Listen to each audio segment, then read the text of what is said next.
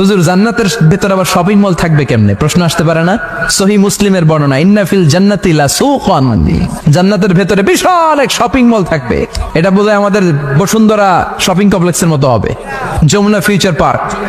দুবাইতে যে একটা আছে বিশাল শপিং মল, মালয়েশিয়ার মিড ভ্যালি, এগুলোর মতো হবে মনে হয়।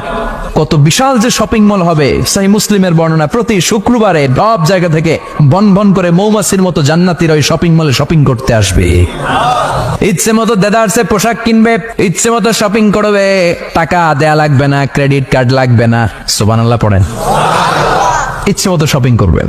দুনিয়াতে একটু কষ্ট করে হালাল উপার্জন করে খেয়ে যান। আল কানাআতু মিনাল ইসলাম, অল্পে খেয়ে তুষ্ট থাকা আর আল্লাহ শুকরিয়া করা, এটার নামই ইসলাম।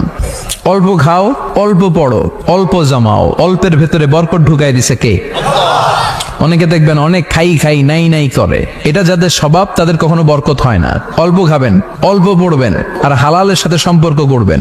আল্লাহুম্মা কফিনি বিহালালিকা আন হারামিক ওয়া আগনিনি বিফাদলিকা আম্মান সিওয়াক। বিশ্বনবী দোয়া করতেন, আল্লাহ হালালকে আমার জন্য যথেষ্ট করেন, হারাম থেকে আমারে বাঁচিয়ে রাখেন। পড়েন আমিন। হালাল অল্প হলেও হালালে বরকত আছে না নাই? হারাম বেশি হলেও এটাতে কোনো বরকত নাই, ঠিক কিনা?